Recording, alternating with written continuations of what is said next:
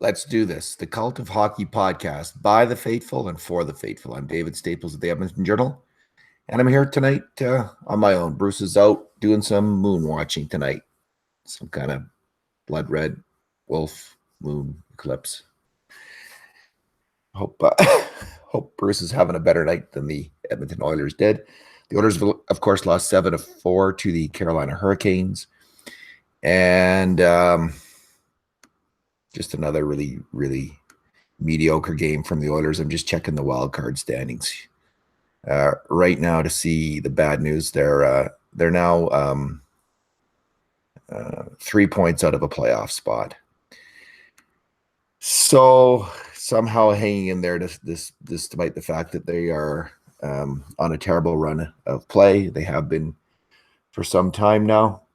This is the Two Good Things, Two Bad Things, and Two Numbers podcast. And since Bruce isn't here, and since I'm kind of fed up with the Oilers right now, we're just going to shave that down to one thing each from me. So the good news is that the Oilers actually have, of the players who play tonight, they actually have some really fast skaters. And some players who can, they're either super fast going up and down the ice or super fast, agile. And of course, in the modern NHL, speed is what it's all about, speed and skill. And the Oilers aren't completely bereft in this category. And so in the players who can really move it, I have McDavid, Nugent-Hopkins, Nurse, Cassian, and Caleb Jones. Jones may not be as fast in a straight line, same as RNH, but they're both incredibly agile hockey players. And I find them all worthy of their spots on the Oilers roster. The bad thing, though, from tonight's game, and this is what really hit me, and this is what I'm actually getting at here, is just how many players on the Oilers just do not skate at an NHL level. They're not even average skaters. And I was it just hit me, just, watching guys grinding up and down the ice tonight. How many players like that can you have on an NHL team and still compete and still win at least half your games? What's the maximum number? Could you have half your roster below average skaters? I just don't think so. You look at a team like the Calgary Flames come into town, and you'll be hard pressed to find more than one or two guys, I think, on the current roster who can't skate. But the Oilers roster is just full of players who are either not agile enough or not fast enough in a straight line. And tonight, I have 8 players on that list. So I think not on that list are the 5 guys I mentioned before. Draisaitl, Puljujarvi, Russell, Yamamoto, and Reeder all have at least average NHL skating. I think Draisaitl, when he gets going, Puljujarvi when he gets going, Yamamoto's agile, Russell's agile, and Reeder when he's going in a straight line is pretty fast. So there's something about their skating. I think when you look at, the combination of straight ahead speed and agility on the other hand, that you could classify those players fairly as at least average NHL skaters. But they had 8 players in tonight's lineup, 8 players who were below average skaters in one way or another. And I think who was average out as below average skaters. And I know that the coach says that it's not a concern with Milan Lucic's skating. And when Lucic does get going in a straight line, he can skate, but his agility is among the lowest level in the NHL. Colby Cave and Kyle Brodziak are just really both slow skaters at center. Brandon Manning and Matt Benning, slow. I mean, they're probably right at the bottom, and same with Cave and Brodziak for their positions. Jujhar Khaira, maybe it was a little bit harsh putting him on that list, and Adam Larson, because maybe you could classify them as kind of somewhat average, but I just have them both a little bit below. Larson's straight ahead speed. He's a fairly agile player, at least when his back's not hurting. But and Khaira, I mean, he's an okay skater. He's certainly not fast. He's not agile. So I'm going to say both of them are just a little bit below average. And then those other 6 are way below average. I'm guessing you can maybe have, so there's 8 guys in that category. Let's be generous, say it's just 6. But I think you can't have more than 2 or 3 on your team. If you're going to win in the NHL, you can't have more than 2 or 3 guys. If you're going to be a winning team, 2 or 3 guys that are considerably below average skaters, maybe you can get away with that. But 6, it's not going to happen for your team.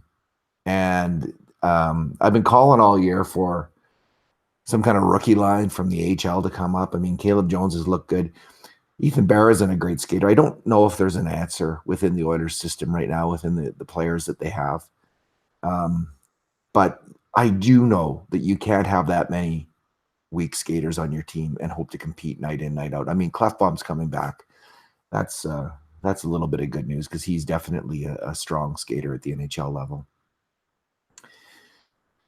All right. My number is 4. And that's the number of goals against where Adam Larson made a major mistake. And Bruce McCurdy was saying that there's some talk that his back might be hurting, or he's had a bad back, and that can slow him down. He's just in the midst of a wicked defensive slump right now. Larson is, and it's absolutely hammering the team. So on the second goal against, that was probably his least of the 4 mistakes that he made. That was probably the least worst.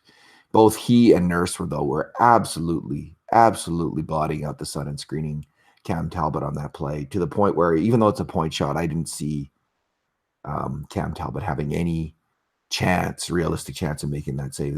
Nurse and Larson were just completely, there's no chance he had a say in that puck. On the third goal against, the one that justifiably had Cam Talbot pulled from the game. And I'll end up on a note on Cam Talbot, maybe, and then I'll maybe try to think of something positive to say at the end. But Larson was beat down the ice, and I think it was Nino Niederreiter, and just beat down the ice. And then the puck goes into the corner. He can't score from the corner. The only way he's going to score is if he beats you out of the corner. But Larson went in there really aggressively. He tends to be over aggressive right now. I think he's pushing too hard, and he's becoming a little making mistakes because he's trying to do too much. And he got whipped around. Niederreiter kind of hooked him, and he got on the wrong side of him, and Niederreiter comes out and slams it past Talbot. Talbot should have had that one, obviously, but Larson lets him out of the corner, and that's another major mistake. All right, on the that was on the third goal. On the fourth goal, that was the real backbreaker for the Oilers, because it was 3-1, and there's still a chance that, I don't know how many times the Oilers come back from a 3-1 deficit and win a game in a year, maybe 4 or 5 times in recent years. It's not often, but it is possible. And the Winnipeg game from earlier this year probably all sticks out in our memory as the happiest moment of the season. And one time when they did come back from a terrible deficit and won the game. Anyway, that 4-1 goal early in the second period. What did Larson? What do I have? Oh, he allowed, again, the puck's in the corner. He's got to get stick on puck. He can't allow a slot pass. He allows a slot pass, and it goes to McGinn, and McGinn hammers it, and it deflects off Colby Cave's stick into the net, and that's all she wrote, realistically, for the Edmonton Oilers in that game.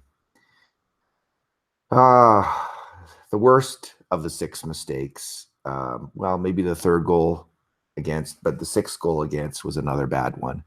They're rushing up the ice. McDavid loses the face-off and then loses the battle at the blue line, and so it's a 3-on-2. And McDavid's never quite back into play, but Larson loses his man Martin completely, and he goes in for a tip goal. And I think it was Louis DeBrusker, one of the announcers, accused Larson of puck watching on the play. That's a fair comment. He wasn't watching his man, wasn't taking his man. We've seen runs of play where Adam Larson has been a very good player for the Edmonton Oilers. This is not one of them. He is really struggling, and he's been asked to play in the number 1 role. He can't do it. He's not that player. He doesn't move the puck well enough, and he's starting to get discombobulated on defense as well. He needs Clefbaum back, and the sooner that happens, obviously, the better. So, Talbot. Cam Talbot. The other day on Oilers Now, I'm going to just call up the story that Brian Burke was on, and he kind of dropped the bomb that I don't think Bob Stauffer was expecting, because they were talking about Cam Talbot's trade value. And usually in Oilers country, when people talk about trading Cam Talbot, they talk about he's going to be in some kind of trade for maybe Simmons from Philadelphia or some good player, and he's going to be one of the pieces that's moved. And Burke just out and out said it. He told it like it was. And you can think what you want about Brian Burke, but he knows the value of NHL players from his long time in NHL management. He knows how managers think. So I take him representative of that, of the NHL consensus, of the NHL mindset of how general managers think. And his comment was to Stauffer, I don't think you can move him. And Stauffer misunderstood him in the moment. He's asking about the trade value of Talbot, and again, Burke says, I don't think you can move him. Stauffer says next, so you got to ride him out, thinking like maybe he's too valuable to be moved, that the Oilers need two good goalies. And so you got to keep Cam Talbot around because you need these two good goalies in a playoff race. But Burke's having none of that. And he says, I don't think you can move him at that salary. I just don't think he's movable. But I don't think anyone is going to take a UFA that is making that kind of money and hope he gets his game straightened out for the last month of the year. And as soon as Burke said that, I just thought, oh yeah, truth bomb. Like, that is the unhappy, unwelcome truth for Edmonton Oilers fans with Cam Talbot right now. And we shouldn't be surprised, because how long have we been watching this same replay where he's letting in early goals in a game and some of them aren't the best goals? Like the first shot was a tough shot, but he was also deep in his crease on the Hurricanes' first goal. He wasn't at the top of his crease. He wasn't challenging the shooter. If he had been, he probably makes that save. The third goal is just terrible.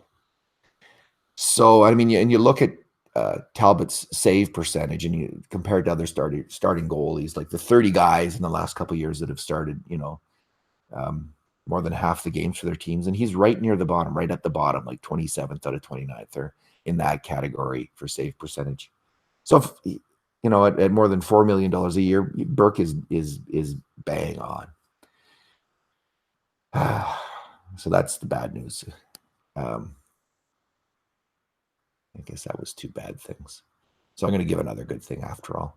I'm continuing, like, I know, I get it. I'm a Jesse Puljujarvi fan, and I'm looking for the good things, but I'm starting to see them. I'm starting to see a player with increasing confidence with the puck, who's apparently just made up his mind, like, to hell with it. I'm just going to make plays. And, John Shannon gave him heck for not hitting McDavid with the pass, and how inexcusable is that. And to his credit, Drew Mendes said, come on.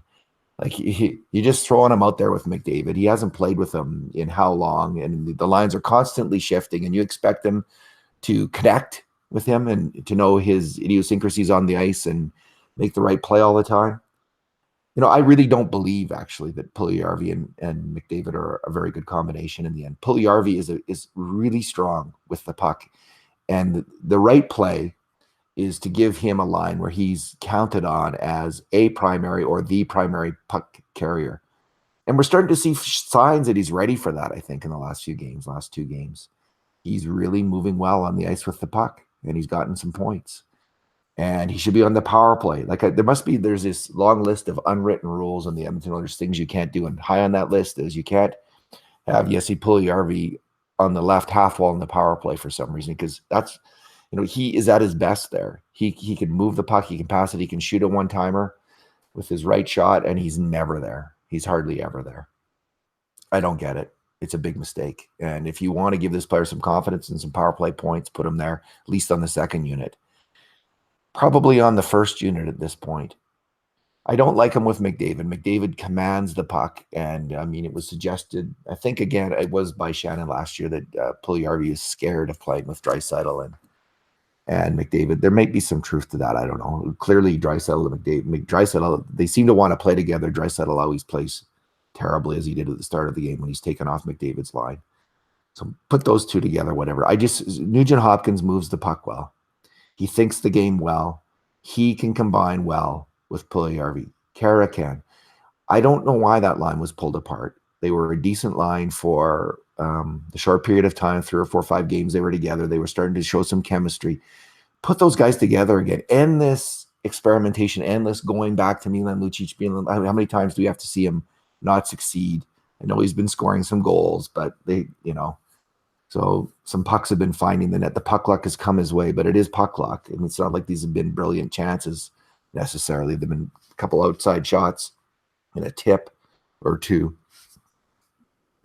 So go with Puljujarvi, Kara, and Nugent Hopkins on a line. See if that works. And, again, I would come back to Ty Ratty. I'm hoping to see him. I don't mind Chase on as a player. He's obviously got a nose for the net, but he's not strong defensively, and he's slow as molasses out there. And put Ratty with McDavid and Draisaitl, Puljujarvi, Kyra, Nugent Hopkins on your second line, and find the fastest guys you can find in the organization to put them on your second and third and fourth lines. Just bench all the slow guys. Make sense? I'm just tired of seeing them. I guess you could have a couple. Probably every team has a couple. Obviously, if the skill is like average skater below average, like, if you're technical about it, half the players, half the players are in that category of below the median line of average NHL skater. But a winning team is not going to have as many of those as losing teams. And the Oilers, again, had at least 8 players below that line, and a lot of them in the very, very bottom percentiles. So fast skaters on the bottom lines, fast skaters and guys who can move the puck. Can they bring that Persson guy over from Sweden? There's a thought. Anyway, let's leave it there. Thanks, everybody, for listening. Bruce, I hope you saw one heck of a moon. I went out there to look at it myself with my kids, and it was all clouded over. And, you could see the moon through it a little bit, and looked like there was some red stuff on it. So that was kind of cool. But I was hoping for something a bit more spectacular, I admit. Alrighty. That's it for today. And in the meantime, and in between times, this has been another edition of the Cult of Hockey podcast.